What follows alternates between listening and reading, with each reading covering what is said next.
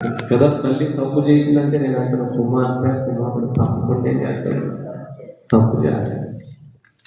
దేవుడు పదే పదే పదే పదే చెప్తూనే ఉన్నాడు, తల్లి ఏంటిదో కాబట్టి దేవుని బిడ్డలమైనట్లు మనకు ఈ 2025వ సంవత్సరంలో చివరి ఉన్న మనకు దేవుని యొక్క హెచ్చరికలు గత వారం మనం తెలుసుకున్నాం. ఈరోజు కూడా కొన్ని విషయాలు తెలుసుకొని మనం ముందుకు వెళదాం. దేవుని బిడ్డరా, మనకంటూ ఎన్నో ఆశలు మనం కలిగి ఉంటాం కదా.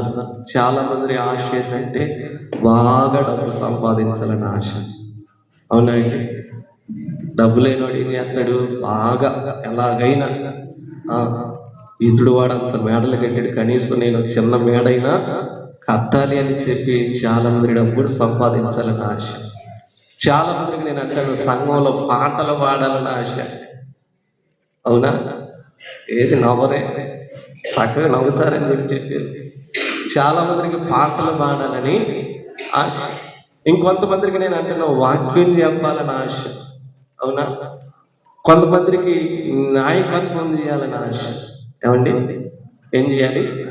నాయకత్వం అంటే నాయకుడిగా ఉండాలని చాలా మంది ఆశ. ఈ విధంగా మనకంటూ ఎన్నో ఆశలు ఈ లోకంలో ఉన్నాయి. నేనంటాను, ఆశ గల ప్రతి ప్రాణాన్ని కూడా దేవుడు ఏం చేస్తాడు తెలుసా?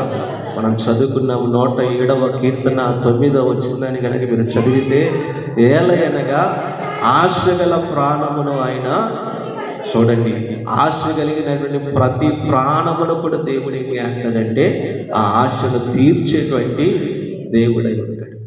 ఈరోజు నేను అంటాను, దేవుడు పిల్లరా, ఇక్కడికి చేరి వచ్చినటువంటి మన ఆశని దేవుడు తీరుస్తాడా? చెప్పాలి. ఇక్కడికి వచ్చాం కదా మనం ఇంతమందిగా చేరి, మనకి ఎన్ని ఆశలున్నా దేవుడు ఆశలన్నీ కూడా తీరుస్తాడా? తీరుస్తాడు. మన వరకేనా లేదా బయట ఉన్నటువంటి వారికి కూడా తీరుస్తాడా? నేను అంటాను, ఈ భూ ప్రపంచం మీద ఎంతమంది అయితే మానవులు నివాసం ఉన్నారో వారందరి ఆశలు దేవుడు నెరవేర్చగలిగినటువంటి దేవుడు. ఈరోజు నేను అంటాను, మన ఆశలు దేవుడు తీరుస్తా ఉన్నాడు. అవునా? చెప్పాలి. నీ ఆశ దేవుడు తీర్చాడా? నీ ఆశ దేవుడు తీర్చాడా? అమ్మా, నీ ఆశ దేవుడు తీర్చాడా? తీర్చాడు. ఈరోజు నేను ఒక ప్రశ్న అడుగుతాను, దేవుని ఆశను నువ్వు తీర్చావా? చెప్పాలి. ఎందుకు తీర్చలా? చెప్పు, ఎందుకు తీర్చలా దేవుని ఆశను? నీ ఆశ అయితే దేవుడు తీర్చాలి, కానీ దేవుడి ఆశ మాత్రం నీవు తీర్చవా? ఒకసారి ఆలోచించు. అసలు దేవుని ఆశ ఎవరికైనా తెలిస్తే త్వరగా 1-2 మాటలు మీ నోట నేను వినాలని ఆశపడతాను. దేవుని యొక్క ఆశ ఏంటి చెప్పాలి. పురుషుల్లో నుంచి, ఆ కుర్చీలో కూర్చున్నటువంటి ఈ స్త్రీలలో నుంచి, కూర్చున్నటువంటి మీలో నుంచి నాకు త్వరగా 1-2 మాటలు చెప్పాలి. అసలు దేవుని ఆశ ఏంటి చెప్పాలి. దేవుని యొక్క ప్రణాళికలో మనం ఉండాలని దేవుని యొక్క ఆశ. ఈ మూలకలు చెప్పాలి. నేను చెయ్యి చూపిస్తాడు చెప్పాలా? ఇరువైపు చెప్పాలి. ఆ మూల చెప్పండి, ఆ మూల ఎవరైనా ఉన్నారు? దేవుని ఆశ ఏంటి అని. కుర్చీల్లో కూర్చున్న స్త్రీలు, మా పెద్దవారు చెప్పాలి. దేవుని ఆశ ఏంటి? అసలు దేవుడు ఏమని ఆశపడతా ఉన్నాడు? ఆశ నీకు తెలుసా? మనకంటూ ఎన్నో ఆశలు ఉన్నాయి. నేనంటున్న కుర్రోడికి సెల్ ఫోన్ కొనాలని ఆశ, బైక్ లేనోడికి బైక్ కొనాలని ఆశ, ఇల్లు లేనోడికి ఇల్లు కట్టుకోవాలని ఆశ. ఈ విధంగా రకరకాల ఆశలు మనం కలిగి ఉన్నాం. ఆశల చేత దేవుడు మనలందరినీ కూడా ఏం చేస్తూ ఉన్నాడంటే తృప్తిపరుస్తూనే ఉన్నాడు. ఈరోజు దేవుని ఆశ ఏంటి? త్వరగా దేవుడు నా మదిలో పెట్టినటువంటి కొన్ని విషయాలు నేను మీతో చూపిస్తూ, వాక్యానుసారంగా చూపిస్తూ నేను ముందుకు వెళ్ళే ప్రయత్నం చేస్తాను. మొదటిగా మన ఆశలు దేవుడు ఎలాగ చేస్తా అంటున్నాడో మనం చదువుకుందాం. మొదటిగా మనం చదువుకున్నాము 9వ వచనంలో, ఏలయనగా ఆశ గల ప్రాణాన్ని ఆయన తృప్తిపరిచే దేవుడై ఉన్నాడు. సామెతలకు రాసినటువంటి గ్రంథం చూద్దాం. సామెతలకు రాసినటువంటి గ్రంథము 10వ అధ్యాయం 28వ వచనాన్ని చదువుదాం. 10:28లో జ్ఞానైన సొలొమోను ఇలాగంటా ఉన్నాడు, నీతిమంతుల ఆశ సంతోషము పుట్టించు. ఏ ఆశ అంటండి? నీతిమంతుల యొక్క ఆశ బహు సంతోషమును పుట్టించును అని రాస్తున్నాడా? ఇంకా ఏమనుంది? భక్తిహీనుల ఆశ భంగమైపోవను. భక్తిహీనుడు నీతిమంతుడు. నీతిమంతుని ఆశయమో దేవుడు ఆశ నుంచి సంతోషపడతాడంట. కానీ భక్తిహీనుడి ఆశయమైతో తెలుసా? భంగమైపోయింది. అదే సామెతలకు రాసినటువంటి గ్రంథము 23వ అధ్యాయము 18వ వచనాన్ని కూడా చదువుదాం. 23:18 నిశ్చయముగా ముందుగతి రానివచ్చును, నీ ఆశ భంగము కానేరదు. దేవుడు అంటే ఉన్నాడు జ్ఞానైన సొలొమోను ద్వారా, నిశ్చయముగా ముందుగతి రానే. ముందుగతి అంటే ఏంటి? చాలా దినాల్లో నష్టపోయి ఉన్నటువంటి స్థితి కాదు. ఒకప్పుడు నువ్వు పూర్వ దినాల్లో చాలా సమృద్ధిని కలిగి ఉన్నావు, చాలా అష్టైశ్వర్యాలతో నువ్వు బ్రతుకుతున్నావు. కానీ అదేంటో దేవుడిలోనికి వచ్చిన తర్వాత ఆ సర్వాన్ని నువ్వు నేనేం చేసామంటే కోల్పోయి. కానీ దేవుడు అంటా ఉన్నటువంటి మాట ఏంటంటే, నిశ్చయముగా నీ ముందుగతి నువ్వు దేన్నైతే కలిగి ఉన్నావో, యోబు ప్రారంభంలో దేన్నైతే కలిగి ఉన్నాడో తన ముందుగతి ఏంటి? చాలా గొప్ప ఆస్తిపరుడు కదా యోబు. ఇన్ని ఆస్తులున్నాయి.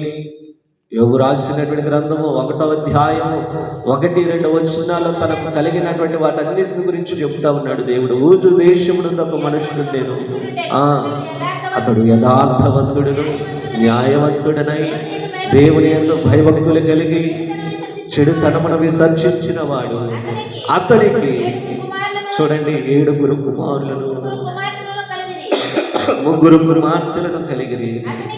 అతనికి 7,000 గొర్రెలను 3,000 ఒంటెలను 500 జతల ఎడ్లను 500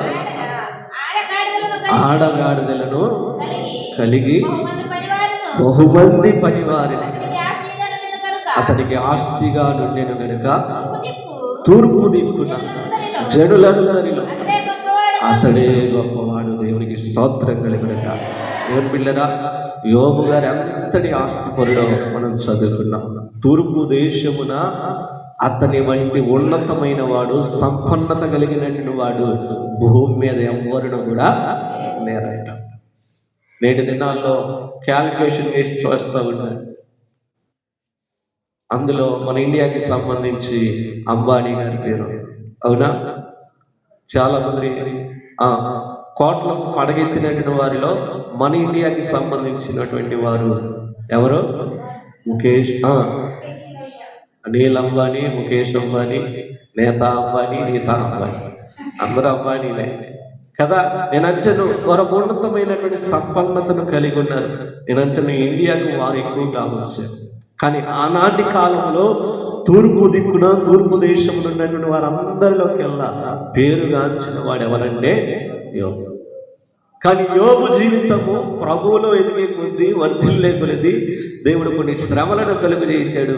శ్రమల వలన అంటే నేను అంటను సమస్తాన్ని కూడా కోల్పోయాడు. అవునా? కోల్పోయాడా? ఏం కోల్పోయాడు? కలిగినటువంటి బిడ్డల్ని కోల్పోయాడు, ఆస్తి పోయింది, సర్వం పోయింది, పనివారు దూరం అయిపోయారు. అంతకంటే కూడా యోబుని ఒక గొప్ప వ్యాధి చేత దేవుడు మొద్దాడు అని కూడా వ్రాయబడింది. ఎంతన్ని మాటలు వ్రాయబడి ఉన్నా సమస్తము కోల్పోయినటువంటి వాటిలాగా యోబు భక్తుడిని మనం చూస్తాం. కాకపోతే దేవుడు అంటా ఉన్నాడు, ముందు నీ స్థితి కొద్దిగా నుండి నన్ను తుదకు నీవు మహాభివృద్ధిని అనగా నేను అంటాను. మనం చదువుకునేటువంటి లేఖన భాగంలో సామెతల్లో రాస్తా ఉండే 23:18 నిశ్చయముగా ముందుగతి. చూడండి, నువ్వు దేన్నైతే పోగొట్టుకున్నావో, ఏ జీవితాన్ని అయితే కలిగి ఉన్నావో, ఎంతటి ఆత్మీయతలను ఆరాధిస్తా ఉన్నావో, ఏ విధముగానైతే దేవునికి లోబడి దేవుని మార్గములో నువ్వు నడుస్తూ జీవిస్తా ఉన్నావో, నేటి దినాన అవన్నీ నువ్వు కోల్పోయావేమో. కానీ దేవుడు అంటా ఉన్నాడు, నిశ్చయముగా నువ్వు గనక ఆశ కలిగి ఉంటే ఆ ఆశను నా దేవుడు ఏం చేస్తా ఉన్నాడంటే తృప్తిపరుస్తానని సెలవిస్తా ఉన్నాడు. ఈరోజు దేవుని బిడ్డరా, ప్రభు యొక్క ఆశ ఏంటంటే దేవుడు మనలందరితో కూడా కూర్చొని భోజనం చేయాలని దేవుడు ఎంతో ఇష్టపడుతూ ఉన్నాడు. దేవుడు ఏం చేయాలని ఇష్టపడుతున్నాడంట? మనలందరితో కూడా కలిసి భోజనము చేయాలని దేవుడు ఇష్టపడతా ఉన్నాడు. చదువుదాం, నేటి వాక్య ధ్యానములోనికి మనం వెళ్ళిపోదాము. దేవుని యొక్క ఆశ ఏంటో మనం తెలుసుకుందాము. ఏం చేస్తే దేవుని ఆశను మనం తీర్చగలమో త్వరగా క్లుప్తంగా దేవుడు నా మదిలో పెట్టినటువంటి కొన్ని విషయాలు జ్ఞాపకం చేస్తూ నేను ముందుకు వెళతాను. లూకా సువార్త 22వ అధ్యాయము 14-15 వచనాలు కనుక మనం చదువుకున్నట్లయితే దేవుడు స్పష్టంగా దేవుడు అక్కడ రాస్తా ఉన్నాడు. 22వ అధ్యాయము 14-15 వచనాలు. ఆ గడియ వచ్చినప్పుడు ఆయనతో కూడనున్న అపోస్తలులను పంక్తిలో కూర్చుండిరి. అప్పుడు ఆయన, నేను శ్రమ పడక మునుపే మీతో కూడా ఈ పస్కాను భుజింపవలెనని మిక్కిలి ఆశపడితిని. దేవునికి స్తోత్రం చెబుదాం. ఇంటికి చెప్పాలి, నిద్రపోయేవారు చెప్పాలి. నిద్రపోతున్నారు అందుకని చెప్పట్లేదు. ఇంటికి చెప్తామా? దేవునికి స్తోత్రం కలుగునుగా. దేవుని ఆశ ఏంటంట? దేవుని ఆశ ఏంటంటే అపోస్తులైనటువంటి వారందరితో కూడా దేవుడు ఎక్కడ కూర్చొని ఉన్నాడంట? పంక్తిలో కూర్చొని ఉన్నాడంట. ఆ పంక్తిలో ఉన్నటువంటి ఆ శిష్యులతో దేవుడు అంటూ ఉన్నాడు, ఇదిగో నేను శ్రమ పడక మునుపే. ఏం పడక మునుపు అంట? శ్రమ పడక మునుపు అంటే ప్రభు వారు ఇంకా శిలువకు అప్పగించబడాలి. నేనంటే పరిశుద్ధ గ్రంథంలో దీన్ని గురించినటువంటి మాట ఏంటంటే చివరి రాత్రి భోజన సంస్కారం ఇది. చివరి రాత్రి భోజన సంస్కారం ఇది. నేనంటే చాలా మందిరాల్లో అయితే ఎప్పుడు చేస్తారంటే జనవరి 31 డిసెంబర్ 31వ తారీఖు చేస్తారు. మా స్థానిక సంఘంలో కూడా మేమేం చేసేవాళ్ళం అంటే వచ్చినటువంటి వాళ్ళందరం కూడా పురుషులకు పురుషులు, స్త్రీలకు స్త్రీలు ఏం చేసేవాళ్ళంటే ఇద్దరిద్దరు చొప్పున బయటకు వెళ్ళి వారి పాదములు కడుక్కొని ఆ పరిశుద్ధంగా దేవుని సన్నిధానానికి వచ్చేవారు. ఆ ప్రభు రాత్రి భోజన సంస్కారం అది అయిపోయిన తర్వాత వెంటనే ప్రభు వల్ల రాదండి. కాకపోతే ఇక్కడ ఆ సిస్టమ్ లేదేమో. దేవుని చిత్తం అయితే రాబోతున్నటువంటి రోజుల్లో మనం ముందుకు చూద్దాం. దేవునికి మహిమ కలుగునుగా. హల్లెలూయా. దేవుని బిడ్డలు గమనించండి, చివరిసారిగా ప్రభు వారందరితో కూడా కలిసి భోజనము చేయాలని దేవుడు ఏం చేస్తూ ఉన్నాడంట? ఆశపడతా ఉన్నాడు. పస్కా పండగ అక్కడ ఉందలే కానీ ఆ పస్కాను గురించి ప్రభు చిత్తమైతే మరొకసారి తెలుసుకుందాం. నేను చెప్తాను ముందు ఉన్నటువంటి రోజుల్లో. దేవుడు భోజనము చేయాలని ఆశపడతా ఉన్నాడు. భోజనానికి ఏం పేరు పెట్టుకున్నాం?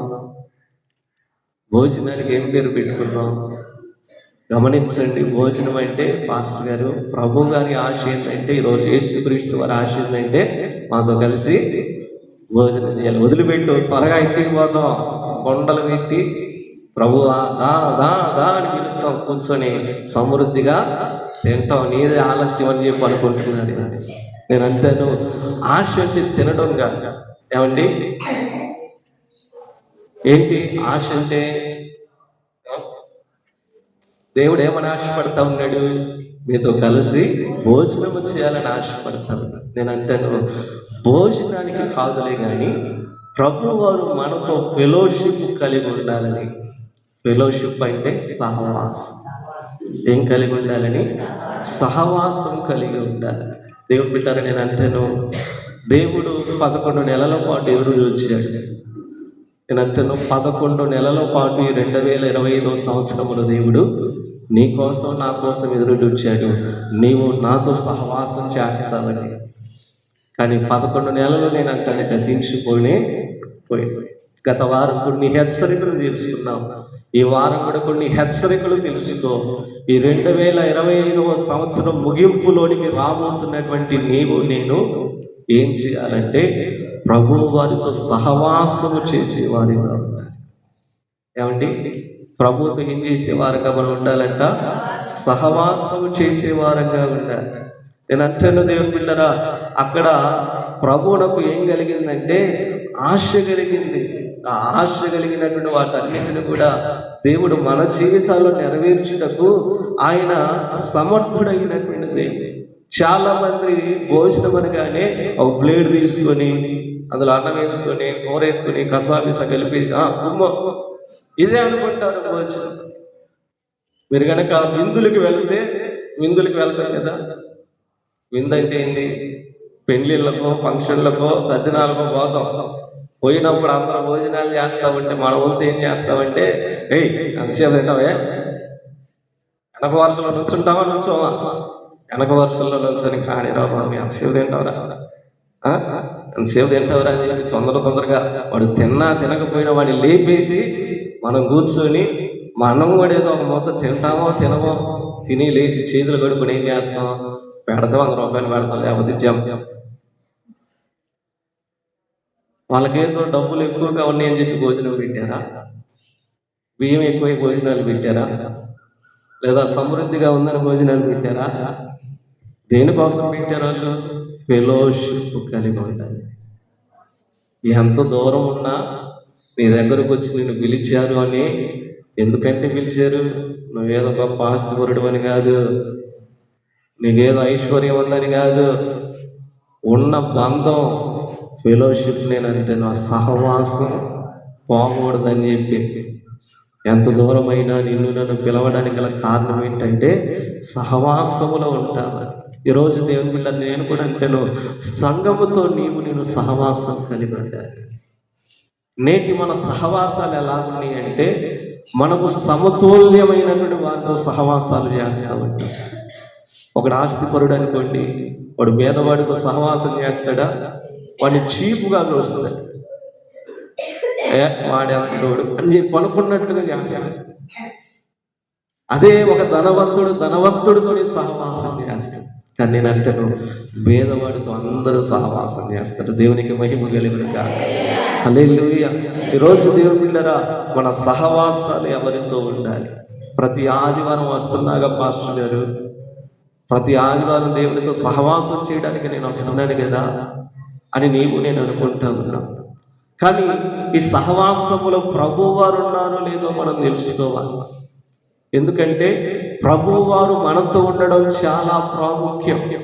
ఈరోజు నేను అంటాను, నేనైతే దేవుని సన్నిధానములో కూర్చొని నేను పాటలు పాడుతున్నాము, చక్కగా ఆరాధన చేస్తూ ఉన్నాము, చప్పట్లు కొడుతూ ఉన్నాము, కేకలు వేస్తూ ఉన్నాము, ఆత్మలో ఆనందిస్తూ ఉన్నాము.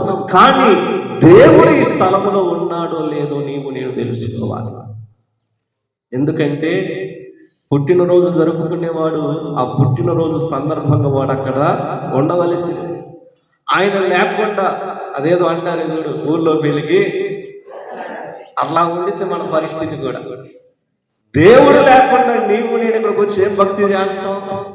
అసలు దేవుడు ఏడున్నాడు? చదువు ప్రకటన రాసినటువంటి గ్రంథము 3వ అధ్యాయము 20వ వచనములో దేవుడు అంటున్నాడు, ఇదిగో నేను తలుపు వద్ద నిలుచుండి. ఎక్కడున్నాడంట దేవుడు? పైన భాగంలో ఏమని వ్రాయబడింది? లవోదికలో ఉన్నటువంటి సంఘానికి దూతను రాష్ట్రంలాగా రాస్తా ఉన్నాడు దేవుడు. లవోదికలో ఉన్నటువంటి సంఘానికి దేవుడు తెలియజేస్తా ఉన్నాడు. ఈరోజు ప్రభు సంఘమైనటువంటి మనతో దేవుడు మాట్లాడుతూ ఉన్నాడు. దేవుడు లోన ఉన్నాడా, బయట ఉన్నాడా? మా దేవుడు ఉన్నాడని నేను భ్రమపడతా ఉన్నావు. కానీ నేను అంటున్నాను, దేవుడు ఇక్కడ లేడు. ఆయన ఎక్కడున్నాడంట? ఈ 4 గోడల మధ్యలో లేడు. ఆయన బయటే ఉన్నాడు. ఆయన ఏం చేస్తున్నాడంటే తలుపు తడుతా ఉన్నాడు. తలుపు తీరా. కానీ నేను దేవునికి తలుపు తీసే స్థితిలో లేవు. దేవుడు ఎక్కడున్నాడో తెలుసా? బయటే ఉన్నాడు. ఎక్కడున్నాడు? తలుపు నొద్ద. తలుపు ఎక్కడుండింది? తలుపు చెప్పండి. సపోజ్ ఈ మందిరానికి తలుపు ఎక్కడుండింది? బయట కదా. అంటే ప్రభు వారు ఇప్పుడు ఎక్కడ ఉన్నారు? మనం ఎక్కడున్నాం? ఏడి దేవుడు ఇక్కడ? చెప్పు ఒకసారి, ఆలోచన చేయి, థింక్ చేయను. ప్రభు ఉన్నాడు అని నేను భ్రమపడతా ఉన్నావు. నా ఆరాధన దేవునికి నచ్చుతుందని నేను భ్రమపడతా ఉన్నావు. కానీ దేవుడు మెచ్చట్లా. దేవుడిని ఎక్కడో పెట్టి నేను అంటాను భజన చేస్తే ఏం భజన? ఇప్పుడైనా తెలుసు, 2025 సంవత్సరం గతించిపోతా వస్తా ఉన్నాం. ఇంకెంతకాలం ఉంటావు? కాడేమో రమ్మంటుంది, ఊరేమో పొమ్మంటుంది. నేను అంటున్నాను బహు జాగ్రత్త. దేవుడు లేకుండా నేను భక్తి చేస్తాను. దేవుడు లేకుండా నేను గట్టిగా అరుస్తూ ఉన్నాను, కానీ దేవునికి అవేమి నచ్చట్ల. రోజు దేవుడు లేకుండా నేను ఎంతగా ఆరాధన చేస్తున్నా వ్యర్థం అవుతా ఉంది. దేవుని ఆశ ఏంటి? దేవుడు ఏమంటున్నాడు? సంఘముతో ఎక్కడైతే 2-3 కూడి నా నామమును ఏకీభవిస్తారో ఉంటా అన్నాడా? మరి మన మధ్యలో దేవుడు ఉన్నాడా? మరి దేవుడు ఎందుకంటే తలుపు దగ్గర ఉన్నాడు? రోజు చాలా మంది నేను అంటాను, బాప్తిసం పొందిన నిత్యము వాక్యాన్ని చదువుతా ఉన్నా, దేవుడి మందిరానికి వెళుతూ ఉన్నా, ఎంతో ఆత్మీయతలు వారు ఎదుగుతూ ఉన్నా నేను అంటాను, వారి హృదయంలో దేవునికి చోట్లేదు. కానీ ఉందని భ్రమపడతా ఉన్నావు. ఏమండి, జాగ్రత్తగా గమనించు, ఇది నీకు హెచ్చరిక. ఎందుకంటే ఈ సంవత్సరం పోతే మరలా నేను అంటాను 2025 చూడవు. 2026 సంవత్సరం గతించిపోతా వస్తుంది. నూతన సంవత్సరంలో అడుగు పెట్టబోతా ఉన్నా. ఏది నీ ఆరాధన నా ఆరాధన? ఏది నీ భక్తి జీవితము నా భక్తి జీవితము? దేవుడు మెచ్చేదిగా ఉంటుందా? దేవుడి ఆశను నేను తీర్చగలుగుతున్నామా? దేవుడి ఉద్దేశాలు నెరవేర్చగలుగుతున్నామా? ఒకసారి ఆలోచన చెయ్యి, తీర్మానం తీసుకో. ఈ సంవత్సరమునైనా మరో నేను అంటాను 2-3 వారాలే ఉన్నాయి. గతించిపోతా వస్తావు. ఇంకెంతకాలం వెనకేసుకుంటూ వస్తావు? నేను అంటాను, దేవుడిని ముందర పెట్టు. దేవుని పిల్లలు చదువుదాం.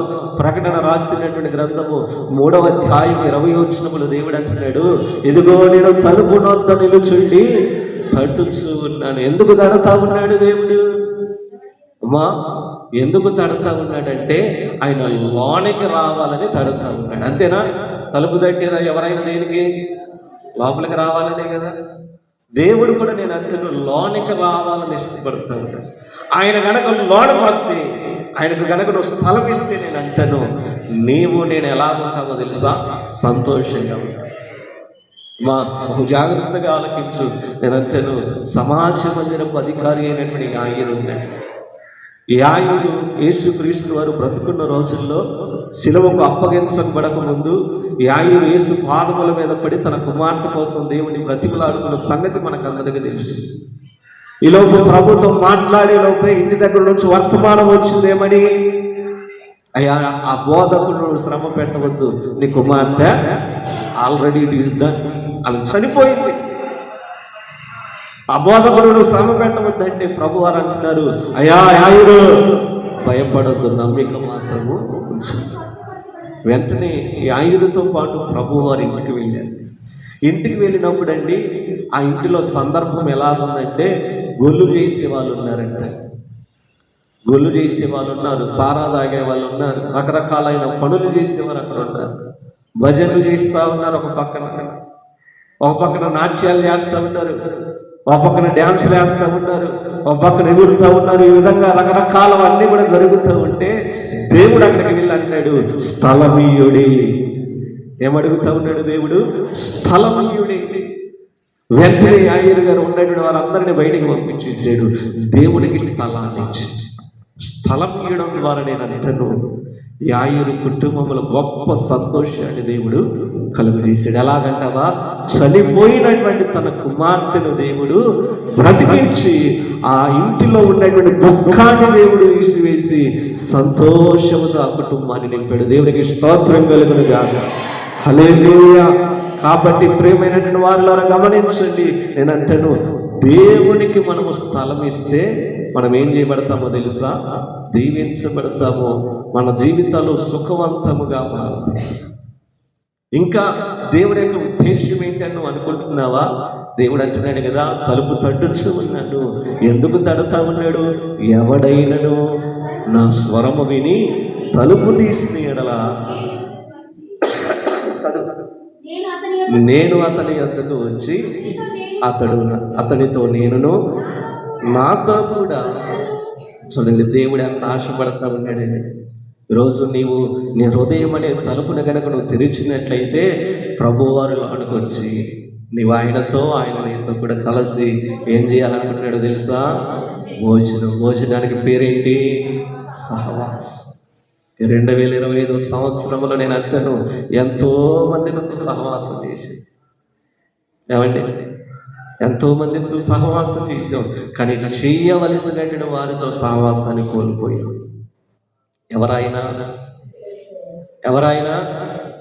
ఎవరైనా చెప్పు నీ నోటితో గట్టిగా, యేసయ్యతో సహవాసం కోల్పోయాం. దేవుడు అడుగుతా ఉన్నాడు, ఇకనైనా నీ హృదయం అనే తలుపు తెరుస్తావా? ప్రభు కోసం తెరవాలని ఇష్టపడుతున్నావా? దేవుని ఆశ ఏంటో తెలుసా? దేవుని ఉద్దేశం ఏంటో తెలుసా? దేవుని తలంపు ఏంటో తెలుసా? ఆయన నీతో సహవాసం చేయాలని ఇష్టపడుతున్నాడక్క. ఆయన నీతో సహవాసం చేయాలని ఇష్టపడుతున్నాడన్నా. జ్ఞాపకం చేసుకో, ఎంతకాలం దేవునికి దూరంగా ఉంటావు? చేయకూడనటువంటి వారందరితో సహవాసం చేస్తూ ఉన్నావు. త్రాగుబోతులతో, చిందులు వేసే వారితో, పనికి మాలిన వారితో, అందరితో సహవాసం చేస్తూ ఉన్నావు. ఈరోజు దేవునితో సహవాసానికి నువ్వు దూరం అయిపోయావు. దేవుడి తలుపు కడుతా ఉన్నాడు. ఎక్కడైనా తలుపు తీస్తావేమో అని బయటే ఉన్నాడు. ఆయన లోనికి రాలా, కానీ నేను లోనికి వచ్చేసాం. ప్రభు వారు లేకుండా భజన చేస్తావు. నేను అంటున్నా, ప్రభు వారిని పిలుచుకో. ఇకనైనా నేను అంటున్నాను, నీ హృదయం అనే తలుపును నువ్వేం చేయాలో తెలుసా? తెరిచి, ప్రభువా నాతో రాయ్యా, నాతో ఉండయ్యా, నాతో మాట్లాడయ్యా, నాతో నడువయ్యా, నాతో జీవించు ప్రభు అని చెప్పి నేనేం చేయాలంటే ప్రభుని బ్రతిమలాడుకోవాలి. నీకు బాధ వచ్చినప్పుడు, నీకు ఆశ కలిగినప్పుడు ప్రభుని బ్రతిమలాడవా? నేను అంటాను, ప్రభు దూరంగా వెళ్ళిపోయాడు. ప్రభుని పిలవకుండా అలాగనే ఉంటావా? నేను అంటాను, ప్రభువు కనుక నీతో లేకపోయినట్లయితే నీ జీవితం మూడు బారిపోయినటువంటి జీవితం.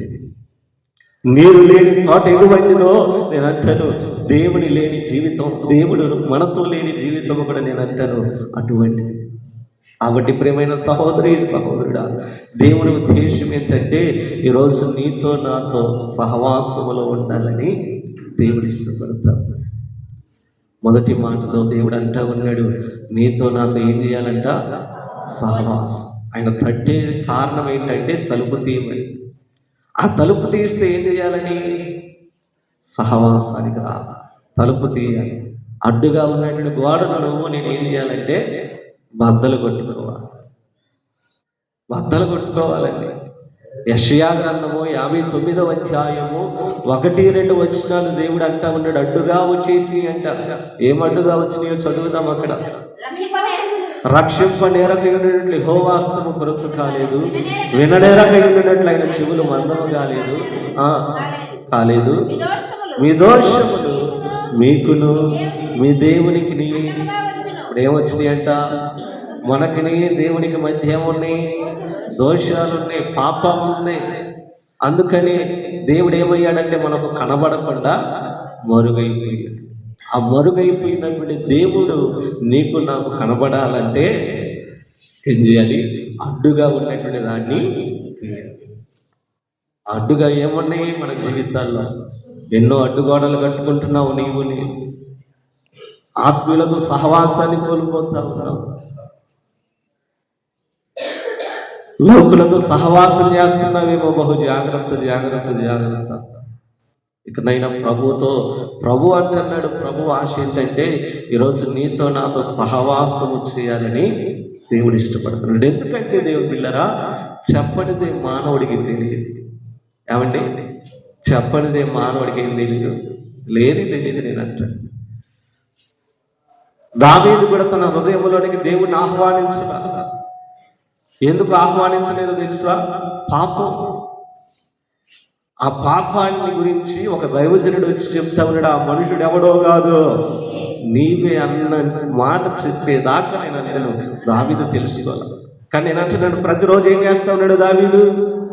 చేస్తున్నాడు. ప్రతిరోజు ఏం చేస్తా ఉన్నాడు? వాక్యాన్ని చదువుతూ ఉన్నాడు. ప్రతిరోజు సహవాసంలోకి వెళ్తా ఉన్నాడు. కానీ ఏమీ లేదు అందులో. దేవుడు లేడండి. దేవుడు లేకుండా వ్యక్తిగతంగా సహవాసం చేస్తాడు.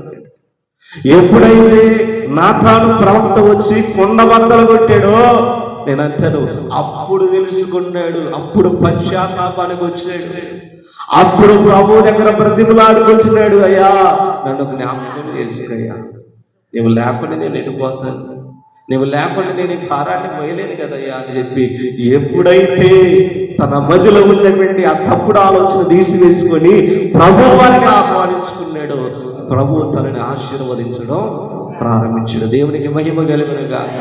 హల్లెలూయా. అలాగనే దేవుని బిడ్డరా, మనకందరికీ తెలుసు, ఇదిగో భక్తుడైనటువంటి యాకోబుని గురించి. యాకోబు కూడా దేవునితో సహవాసాన్ని ఎన్ని సంవత్సరాలు గడిపాడు తెలుసా? 21 సంవత్సరాలు. ఎన్ని సంవత్సరాలండి? 21 సంవత్సరం. ఆయన హృదయంలో దేవునికి చోటు లేదు. ఆ హృదయంలో దేవుణ్ణి ఆహ్వానించాల. ఎందుకని అంటారు తెలుసా? ఆ హృదయంలో ఎవరున్నారు? తను ఎంతో ప్రేమిస్తున్నటువంటి ప్రేయసి ఎవరు? రాహేలు. ఆ గుండె నిండా రాహేలు నింపుకున్నాడు. నేను అంటాను, రాహేలు అంటే దేవుడు ఎక్కడ ఉంటాడు ఇంకా? అవునా అండి? 7 సంవత్సరాలు కొలువు చేసింది కదా ఎవరి గురించి? 7 సంవత్సరాలు ఎలా గడిచిపోయినాయో కూడా యాకోబుకు తెలియదు. అంతగా ప్రేమిస్తూ ఉన్నాడు. చూడండి, నేనంటే నిజముగా కనుక ప్రేమ కనుక ఉన్నట్లయితే వారి మీద ఎన్ని దోషాలున్నా, ఎన్ని నేరాపణలు చేస్తా ఉన్నా వాటిని మనం పట్టించుకోం. ప్రేమ లేకపోతే నేను అంటాను, అన్ని కోపాలు తాపాలు నన్ను అదంటాడా, విని నేను అదంటాను అని చెప్పి రకరకాలైనటువంటి మాటలు వస్తాయి. అందుకని ప్రేమను గురించి దేవుడు కొరింథీయులకు రాసినటువంటి పత్రికలు అంటాడు, ప్రేమ అన్నిటినీ సహిస్తా. ప్రేమ దోషాలను ఏం చేస్తుందో తెలుసా? కప్పిద్దాయి. కాబట్టి దేవుడు బిడ్డలారా జాగ్రత్త. మనం కూడా యాకోబులాగా ఎవరిని పెట్టుకుంటున్నామో తెలుసా? ఎవరిని పెట్టుకుంటున్నావు? ప్రేయసిని పెట్టుకుంటున్నావేమో, లేదా నీ భార్యను పెట్టుకుంటున్నావేమో, నీ భర్తను పెట్టుకుంటున్నావేమో, నీ పిల్లల్ని పెట్టుకుంటున్నావేమో. నేనంటే యాకోబు కూడా రాహేలుని పెట్టుకున్నాడు. ముందుగా రాహేలు కాస్త కంటే ముందుగా లేయా వచ్చేసి, లేయా, రాహేలు, ఇంకా బిల్హా, జిల్పా, నలుగురు అయిపోయాయి. ఈ నలుగురు అనుకుంటే ఈ నలుగురికి తోడు 13 మంది పిల్లలు అయిపోయాయి. ఏమంటే పెద్దోడికి ఏం చేయాలా, చిన్నోడికి ఏం చేయాలా, అమ్మాయికి ఎవడికి ఎంత కట్నం వేయాలా, ఏం చేయాలి, ఏ ఆలోచన నేను అంటాను. దేవుడు లేడు అక్కడ. కానీ ఎప్పుడైతే యెహోవా దేవుడి దగ్గర ఒంటరైపోయాడు యాకోబు, అప్పుడు దేవుడు దిగొచ్చాడు. దేవునికి స్తోత్రం కలుగునుగా. ఒంటరిగా మిగిలిపోయాడు యెహోవా దేవుడి దగ్గర. వారందరూ కూడా పంపించి తోలేశాడు పోటీ. ఒంటరిగా మిగిలిపోయాడు. దేవునికి అవకాశం దొరికింది. 21 సంవత్సరాలు ఎదురు చూశాడంటే యాకోబుతో దేవుడు మాట్లాడాలని. దేవుడు దిగిరాగానే ఇక చూడండి యాకోబు సంగతి ఎలాగుందని, పెనుగులాటే. పాము ముంగీసి కనుక పెనుగులాటలాడినట్టుగా దేవునితో పెనుగులాడడం ప్రారంభించాడు. దేవుడు అడుగుతా ఉన్నాడు, విడిచిపెట్టరనే మాట తెల్లారవుతుంది. గాయపరిచినా సరే, తొడ మీద గూటి సడలినా సరే, నేను అంటాను ప్రభుని విడిచిపెట్టు. 21 సంవత్సరాలు దేవుని హృదయంలోని ఆహ్వానించకుండా ఎంత విధేయుడైపోయాడు యాకోబు. దేవుడు ఎదురు చూచాడు. ఒక స్థానంలో దొరికాడు. దేవుడు వచ్చేసి ఈరోజు దేవుని పిల్లలు నేను కూడా అంటాను, ఎంతకాలం ఎంత దూరం వెళ్తావు? సంఘాన్ని విడిచిపెట్టుకొని ఎంత దూరం ప్రయాణం చేస్తావు? ఎంతగా విధేయతగా బ్రతుకుతావు? దేవుడు నేను అంటాను, యాకోబు దొరికినట్టు నేను తప్పక ఒకరోజు దేవునికి దొరుకుతావు. దేవుడు పట్టుకున్నాడంటే నేను అంటాను విడిచిపెట్ట, జాగ్రత్త. పట్టుకున్నాడండి. పట్టుకొని అంటా ఉన్నాడు, ఈరోజు నీవు నన్ను ఆశీర్వదిస్తేనే తప్ప. ఎంతకాలం ఏమైంది? ఎంతకాలం యాకోబుకి ఏమైంది? దేవునికి చోటు లేదు. ఎవరికి చోటు ఉంది? ప్రేయసికు. భార్య బిడ్డల్ని పెట్టేసుకున్నాడు మనసులో. తన తలుపులు గట్టిగా మూసేసుకున్నాడు. గట్టికి తాళాలు వేసేసాడు. ఆ తాళం ఓపెన్ చేయించాడు. ఈరోజు నేను కూడా అంటాను, ఎంతకాలం తాళం వేసుకుని కూర్చుంటావు? అలాంటి దేవా, ప్రభు వారిని ఆహ్వానించవా? ప్రభు వారిని నీ మదిలో చేర్చుకోవా? ప్రభు వారితో సహజీవనం చేయాలని ఆశ లేదా? ప్రభు వారితో సమయాన్ని గడపాలని ఆశ నీకు లేదా? ఆయనతో సహవాసం చేయాలని నీకు ఇష్టం లేదా? ఆలోచన చేయక. ఎందుకు చెప్తున్నానంటే 2025 సంవత్సరం గతించిపోతా వస్తా ఉంది. నువ్వు అనుకుంటున్నావు ఈ సంవత్సరం కాబట్టి వచ్చే సంవత్సరమైనా అనుకుంటావేమో. నేనంటే నా సంవత్సరం కూడా పోయింది. ఇలా సంవత్సరాలు వాయిదాలు వేసుకుంటా వస్తున్నావు, కానీ నువ్వు మాత్రం మార్పు చెందలేదు. నీవు మాత్రం నీ మనసు మార్చుకోవట్లేదు. నీవు మాత్రం ప్రభు కొరకు జీవించట్లేదు. కాబట్టి నేను అంటాను, యాకోబు కూడా తన హృదయాన్ని అవిధేయతతో పెట్టుకున్నాడు. దావీదు కూడా తన హృదయాన్ని అవిధేయతతో పెట్టుకున్నాడు. ఎప్పుడైతే తెలియజేశాడో అప్పుడు తమ హృదయాల్లోనికి దేవుని ఆహ్వానించగలిగారు. కాబట్టి దేవుని బిడ్డరా, రెండో మాటలోనికి వెళ్తాను చూడండి.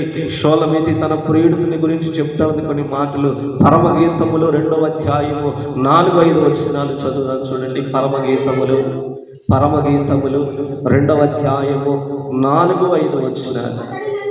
అతడు నన్ను చాలా జాగ్రత్తగా గమనించాలి ఈ మాటలు. 2, 4, 5 వచనాలు అంటున్నాడు. అతడు నన్ను విందుశాలకు తోడుకొని పోయాను, నా మీద ప్రేమను ధ్వజముగా ఎత్తినంట. గట్టిగా చప్పట్లు కొట్టి దేవుడి నామాన్ని గమనించారు. ఎక్కడికి పోయారంట వీళ్ళందరూ? షోలమీతి తన ప్రియుడి గురించి చెప్తా, తన ప్రియుడు తనని ఎక్కడికి తీసుకుని వెళ్ళాడంట? విందుశాలకు తీసుకుని వెళ్ళాడు. నేను అంటాడు, విందుశాలలో ఏముంటాయండి? విందుశాలలో ఏముంటాయి? నేను అనగానే వెళ్ళగానే పప్పు సాంబారు. విందంటే అదే కదా. నేను అంటాను, భోజనానికి కూర్చోగానే చాలా మంది స్వీట్లు వేస్తూ ఉంటారు. కొన్ని స్వీట్లు ఏమేమి స్వీట్ చేస్తారో తెలుసా? లడ్డు. చెప్పండి అక్క, ఇప్పుడు తినలేదా అన్నట్టుగా? ఇప్పుడు తినలేదా? భోజనానికి కూర్చుంటాం కదా, ఏమేమి పెడతారు? లడ్డు పెడతారు, పూతరేకులు పెడతారు, బాదుషాలు పెడతారు, బొబ్బట్లు పెడతారు, పూర్ణాలు పెడతారు, కాజాలు పెడతారు. ఇటువంటి రకరకాలు. నేను అంటాను, ఆహార పదార్థాలు 4-5 రకాలు ఉన్నాయండి. ఆహార పదార్థాలు ఇటువంటివంటి 4-5 రకాలు. నేను అంటాను, త్రాగే రకం ఒకటి. త్రాగే రకం అంటే తెలుసుగా, తాగే జావా ఇవన్నీ కూడా త్రాగే ఆహార పదార్థాలే. త్రాగే కొన్ని జుర్రుకునేవి ఉంటాయి. కొంతమంది ముసలోళ్ళు పెరుగన్నం తింటారు, భలే బీగుతారు ఏమండి? అవునా? భలే జురుకుంటారు. పాయసాన్ని ఏం చేస్తారు? ప్లేట్లు అయ్యంగానే జురుకు అనుకోలేనంత. కొన్ని ఆహార పదార్థాలు ఎలా ఉంటాయి అంటే పంటితో నమిలేయి ఉంటాయి. అవునా? నమిలేయి ఉంటాయి. ఇంకొన్ని మింగేసి, కొంతమంది మింగేస్తారు. అమాంతంగా పెట్టుకున్నంత మింగేస్తూ ఉంటారు. ఇంకొన్నివన్నీ ఎలా ఉన్నాయి అంటే సప్పరించేవారు. చాక్లెట్లు వేసుకొని ఏం చేస్తాం? సప్పరి. నేనంటే ఆహార పదార్థాల్లో కొన్ని రకాలు ఉన్నాయి. అవి త్రాగి ఉన్నాయి, జురుకునేవి ఉన్నాయి, నమిలేవి ఉన్నాయి, సప్పరిచ్చి ఉన్నాయి కదా. ఈ విధంగా మృంగేవి ఉన్నాయి. నేను అంటాను దేవుని పిల్లరా, వాటిని గురించి చెప్పట్లా ఇక్కడ. చూడండి, వేటిని గురించి చెప్పట్లేదు. షోలమీతితో ప్రియుడు అంటా ఉన్నాడు. ఎక్కడికి తీసుకుని వెళ్ళాడంట? విందుశాలకు తీసుకుని వెళ్ళాడు. ఏమండి? విందుశాలకు తీసుకుని వెళ్ళి అమాంతంగా తన మీద ఏం చేశాడో తెలుసా? నా మీద ప్రేమనే ధ్వజముగా ఎత్తాడంట. దేవునికి మహిమ కలుగునుగాక. హల్లెలూయా. దేవుని బిడ్డలారా, ఒకరోజు నక్కను కొంగ స్నేహం చేసినాయి అంటే, సోది మాటలు చెప్పకపోతే మనకు అర్థం కాదు వాక్యం, అందుకని చెప్పాల్సి వస్తుంది. అందరూ నిద్రపోతా ఉన్నారు, ఇప్పుడు నిద్రలేపుతారు. నక్క కొంగ ఒకరోజు ఇద్దరు మంచిగా స్నేహం చేస్తూ ఉన్నాయి. ఒకరోజు నక్క కొంగకి ఆహ్వానం పలికింది. కొంగ, ఈరోజు నక్కనైనా నా పుట్టినరోజు, ఈరోజు నువ్వు తప్పకుండా నా ఇంటికి వెందుకు రావాలని చెప్పి పిలిచింది. ఏం పిలిచింది? వెందుకు రావాలని పిలిచింది. కొంగ ఎలా ఉండిద్దో తెలుసు కదా. దాని ముక్క ఎలా ఉండిద్ది? తినే పొడుగ్గా ఉండేది. నక్క అనుకుందంటే దీనికి ఎన్ని చేపలు పెట్టాలో, అమాంతంగా మింగేసి దీని మొత్తం అని చెప్పి పాయసం గ్యాస్ అంటానండి, పలసని ప్లేట్లో పోసిందండి. ఏం కాసింది? పలసటి ప్లేట్లో పలసటి పాయసం కాసి పోసిందంట. ఇప్పుడు నేను అంటాను, కొంగ ఎలా తినేది చెప్పు? అది కాస్త ముక్కు పొడుగ్గా ఉన్నా పాపం పొడుచుకొని తినకపోతే ఏమన్నా అనుకుంటారేమో అని, తినకపోతే ఏమన్నా అనుకుంటారేమో. ఎలాగలా ముక్కుని బద్దలు చేసుకుంటూ బాగా నొప్పేస్తా ఉన్నా కాస్తంత తినేసి చెబుతా ఉందంట, ఇంక నేను తినలేను, కడుపు నిండిపోయింది, బాగా కడుపులో నొప్పడుతుందంట. అదేంది, నువ్వు తింటావనే కదా నేను తయారు చేసింది. ఏమందంట, నువ్వు తింటావనే కదా నేను తయారు చేసింది అని చెప్తే ఇంకేం చేసింది, మొహమాటానికి పోయి ముక్కు బాధలు కొట్టుకొని తినాల్సి వచ్చింది తినేసి.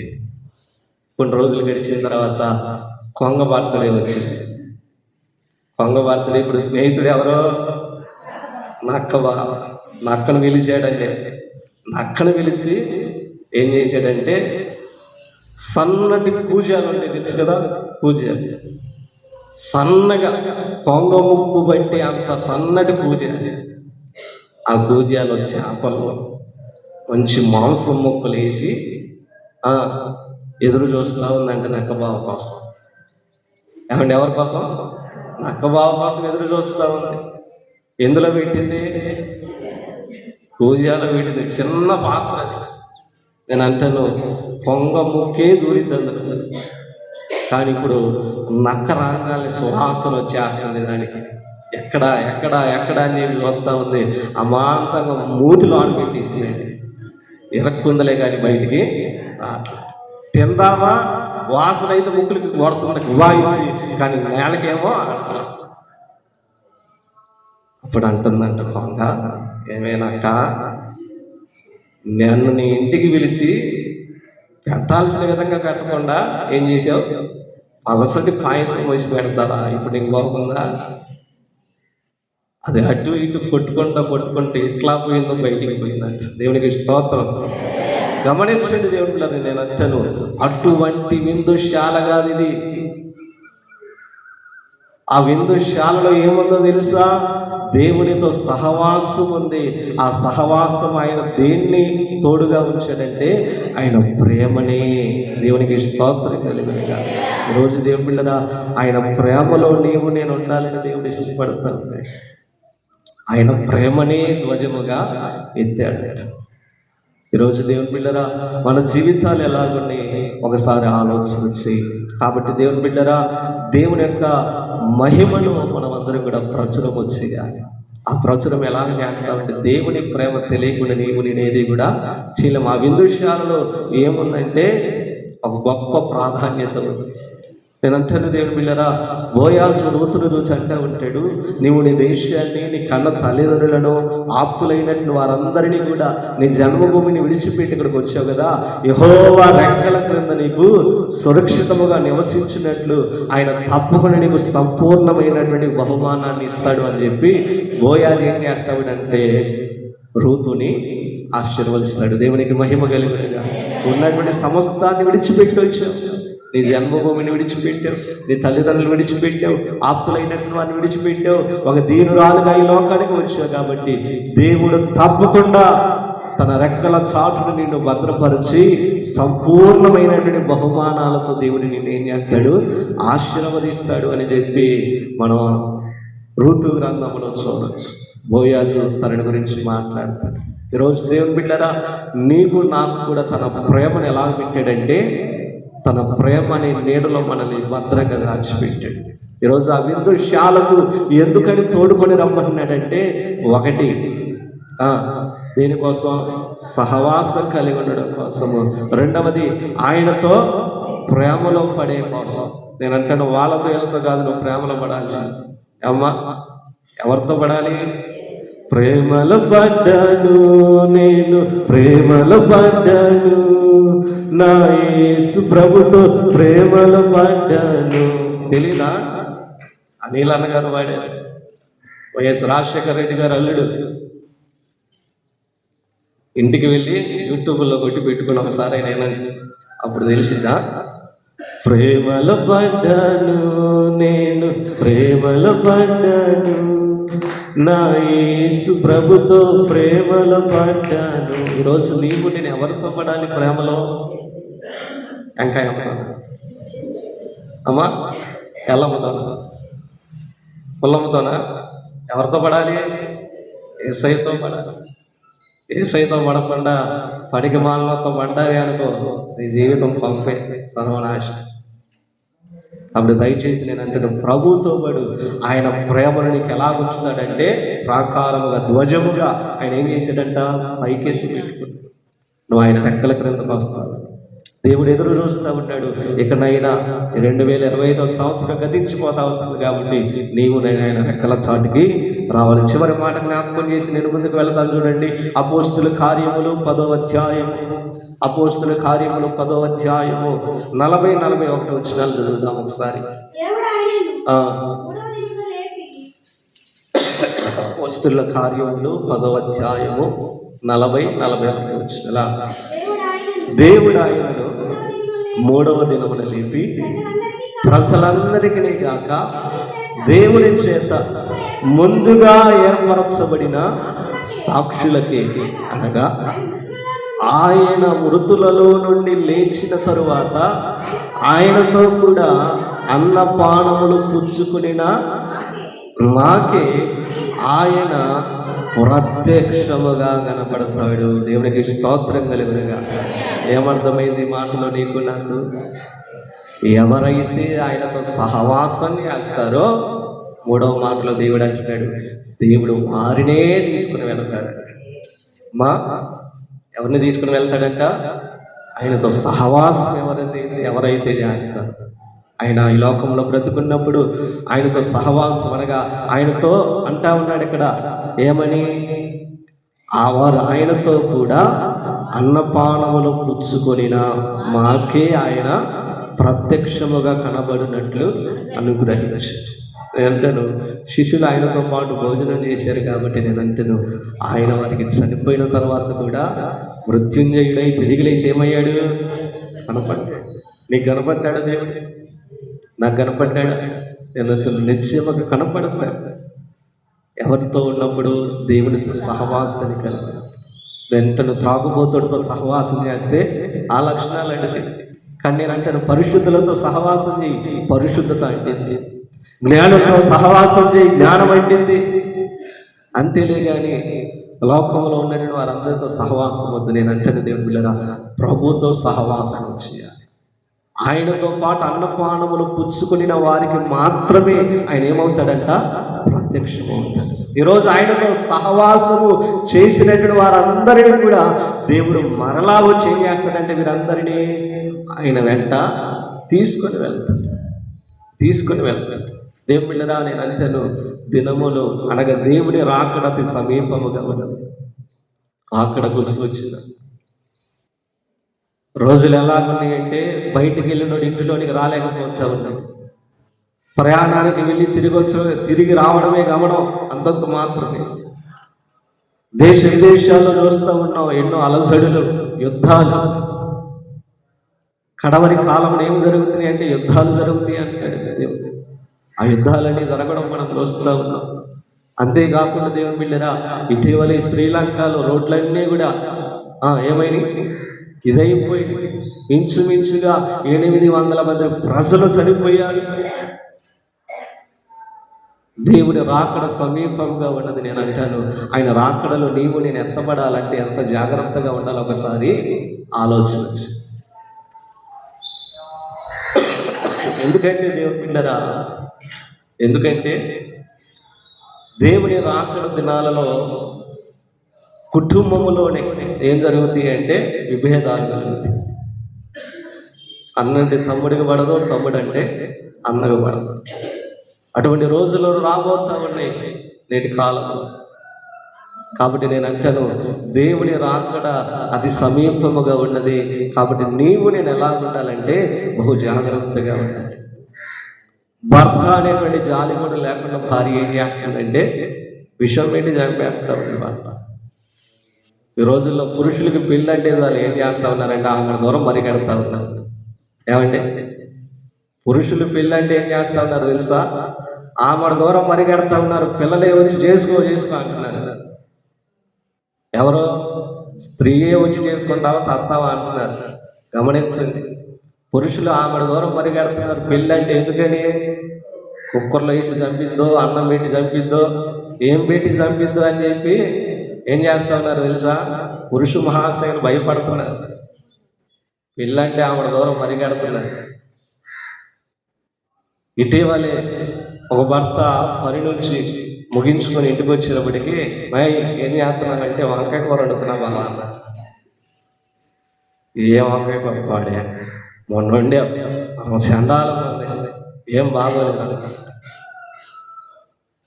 ఆ మాట చెప్పేసి నేను బయటికి వెళ్ళాడండి. బయటికి వెళ్ళి తిరిగి వచ్చేటప్పటికి అన్నం పెట్టమ్మా ప్లేట్ తెచ్చి ఇచ్చింది. అన్నం పెట్టి ప్లేట్ తెచ్చి ఇచ్చింది.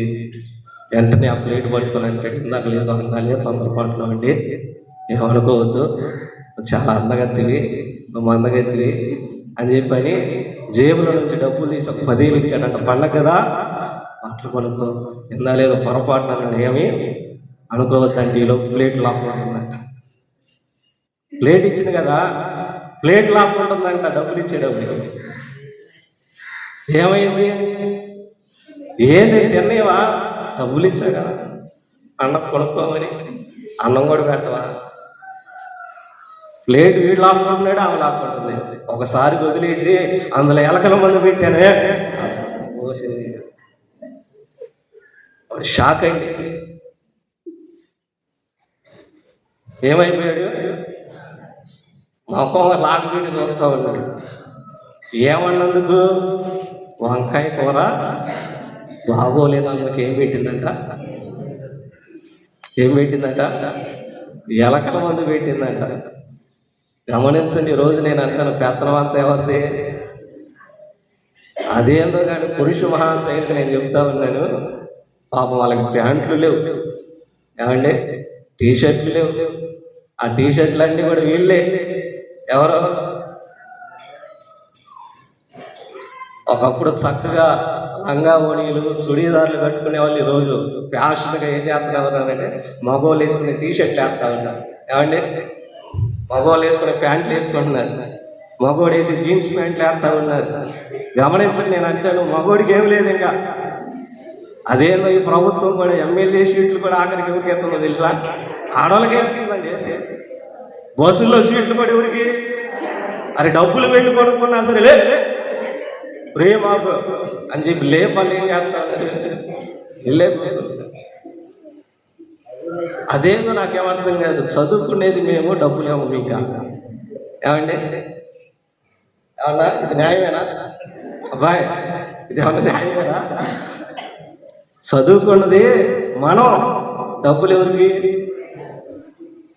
చూడండి, అంత ప్రభుత్వం కూడా వాళ్ళకి అనుకూలంగా ఉంది. అందుకనే ఈరోజు నేను పురుషులమైనట్టు మనం ఏం చేయాలంటే, ప్రభు ఎప్పుడు వస్తాడో, ప్రభు వస్తే కనుక ఆయన మనల్ని కూడా తీసుకుని పోవును కనుక. మీరు ఎందుకు అంటున్నారు? మీరు కూడా వస్తారేనా? ఏమండి ఏదో మా బాధ వాళ్ళతో చెప్పుకుంటుంటే మీరు కూడా మధ్యలో పోడగలాగా దొరుకుతారా? ఏమండి మా బాధ మా కూడా ఏదో చెప్పుకుంటున్నాం, అందులో మీ వంతు కూడా ఉందా? అందరం కలిసి ప్రభువుతో పోవాలన్నట్టు దేవునికి స్తోత్రం చెబుదాం. హల్లెలూయా. కాబట్టి దేవుని సంగమా, దేవుని పిల్లరా, ప్రభు రాకడత సమీపముగా ఉన్నది. కాబట్టి దేవుడు అంటే ఉన్నాడు, నాతో అన్నపానములు ఎవడైతే పుచ్చుకుంటాడో వాడికే నేనేమవుతాను? ప్రత్యక్షమవుతాను. హానోకు 365 సంవత్సరాలు ఏకదాటిగా కుడి ఎడమలకు చూడకుండా ప్రభువుతో నడుచుకుంటూ వెళ్ళిపోయాడు. ప్రభు వారు కూడా మాట్లాడుకుంటూ తన మీద చేసి చిన్నగా నడుచుకుంటా పోతా ఉంటే పరలోకానికి వెళ్ళిపోయారంట. ఈలోపు హానోకు గురించి అంటున్నాడంటే, ఏది ప్రభువా పరలోకం దాకా వచ్చానికి తిరిగి వెళ్తానంటే దేవుడు అన్నాడు, ఏం వెళ్తావులే నాతో పాటు ఉండు అంటే మరణాన్ని చూడకుండా కొనుక్కోబట్టాడు. ఎవరో? దేవునికి స్తోత్రం కలిగినగా. హల్లెలూయా. ఈరోజు దేవుని పిల్లలని నేను అంటాను, ప్రభు వారితో సహవాసం చేసినట్లు వారికి ఆయన ఏమవుతాడో తెలుసా? ప్రత్యక్షమవుతాడు. దేవుడు ఎదురు చూస్తూ ఉన్నాడు. నువ్వు డోర్ తీస్తున్నావు. నేను అంటాను, ఎవరెవరికో డోర్లు తీస్తూ ఉన్నాం, కానీ దేవునికి మాత్రము నీ హృదయంలో చోటు ఇవ్వట్లేదు. ఇకనైనా దేవునికి నీ హృదయంలో చోటు నీవు, దేవుడు నీకు సంతోషాన్ని కలిగజేస్తాడు. ఆయనతో సహవాసం కనుక, ఆయనతో పాటు నువ్వు విందులో పాల్గొంటే నేను అంటాను, ఆయన ప్రేమలే వశముగా ఎత్తి నీ మీద ఉంచుతాడు. ఆయనతో అన్నపానములు కనుక నువ్వు పుచ్చుకున్నట్లయితే నేను అంటాను, ఆయన నిన్ను ఆయనతో పాటు ఏం చేస్తాడంటే కొనుక్కోని తీసుకొని వెళ్తాడు. కాబట్టి దేవుని పిల్లరా, ఈరోజు దేవుని ఆశ ఏంటో తెలుసా? దేవుని ఆశ ఏంటి? దేవుని ఆశ ఏంటి? నీవు నేను కలిసి ఆయనతో భోజనం అంటే సహవాసం.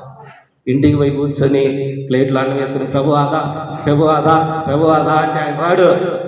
కాబట్టి నేను అంటాను, నువ్వు ఏక మనస్సు కలిగి ప్రభువుని నువ్వు పిలుచుకొని ఆయనతో సహవాసం. దేవుడు కోరుకుంటున్నాడు. దేవుడు ఆశ. ఈరోజు నీ ఆశ నా ఆశ దేవుడు తీర్చలే కదా, మరి దేవుని ఆశ తీర్చాలని ఆశ నీకు ఉందా? అయితే తనలో నుంచి చిన్న ప్రార్థన చేద్దాం. తనలో నుంచి చిన్న ప్రార్థన చేద్దాం. అసలు మౌనంగానే ఉండదు.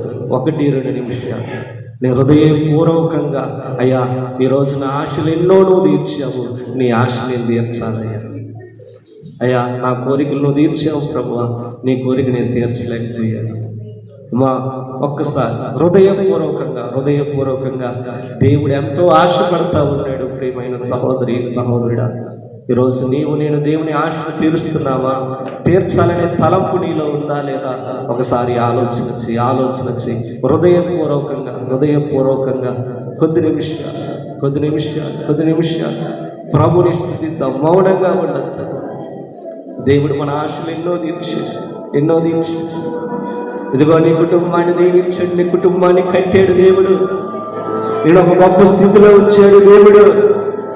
ఉన్నతమైనటువంటి ఆశీర్వాదాలకు కారణభూతుడిగా దేవుడు నేను చేశాడు. బాగానే ఈరోజు దేవుని కంటే ఒక ఆశ ఉంది. ఆశను తీరుస్తావా లేదు? నీ ఆశ ఏంటి ప్రభు? నీ ఆశ వరకు నేను బ్రతుకుతానయ్యా. నీ ఆశ కోసం నేను జీవిస్తాను అయ్యా. నీ కోరికే నా కోరిక, నీ ఆశే నా ఆశ, నీ భాషే నా భాష అయ్యా. రూపు కనుక నయోగితో ఎలాగైతే అంటావు, నీ జనమే నా జనము, నీ దేవుడే నా దేవుడు. నువ్వు ఎక్కడికి వెళ్తే అక్కడికి నేను వస్తాను. నువ్వు నాకు లేకపోతేనైనా అయ్యా నేను తలుసుకోలేనయ్యా. అందరం మౌనంగా ఉండవు. 1-2 నిమిషాలు హృదయపూర్వకంగా దేవుని ఆశను మనం నెరవేర్చాలంటే నేను అంటాను, అది కేవలం ప్రార్థన ద్వారా సాధ్యం. అడుగుదామా? దేవుణ్ణి అడుగుదాం. దేవుడు ఎదురు చూస్తూ ఉన్నాడు. నీవు ఆయనతో మాట్లాడతావని, నీవు ఆయనతో ముచ్చటిస్తావని దేవుడు తన చెవులతో వినడానికి ఇష్టపడతా ఉన్నాడు. కానీ మాట్లాడలేని స్థితిలో ఉన్నావేమో. మాట్లాడి ఎక్కడైనా అడుగుదాం ప్రభువుని అడుగుదాం. యేసయ్యా నీకే వందనాలు. యేసయ్యా రాజా నీకు వందనాలయ్యా. అడుగుదాం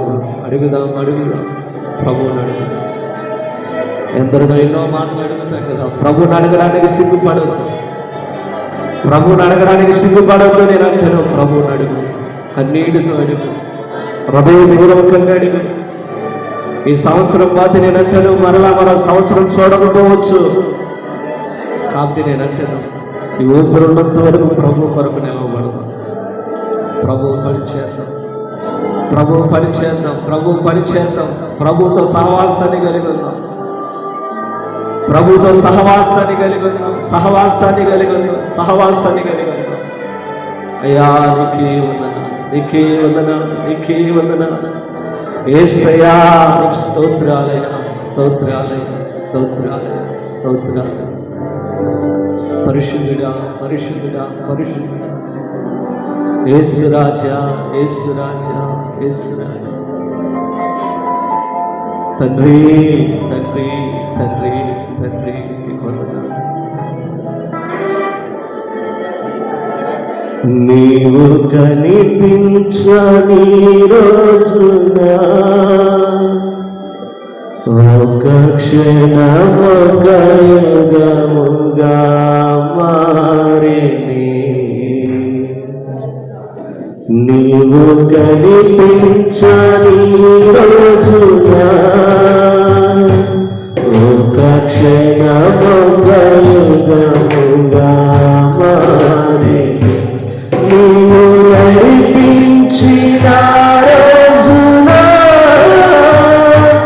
యుగ యుగాల తలపు మది నిండే నీవు నడిపించిన రోజున యుగ యుగాల తలపు మది నిండే యుగ యుగాల తలపు మది నిండే యేసయ్యా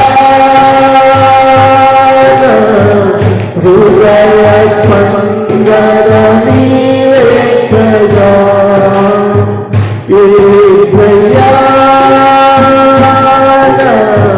హృదయ స్పందన నీవే కదా విశ్వవంత నీ నామము వరణీయము విశ్వవంత నీ నామము వరణీయము యేసయ్యా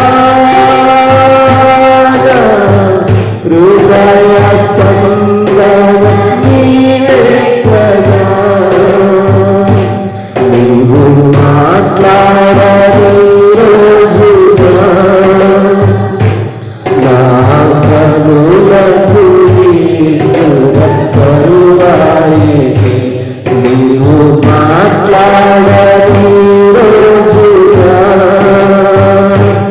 నా కనులకు కరువాయే నీవు పెదవిప్పిన రోజున నీ సన్నిధి కాచిక బయలాయే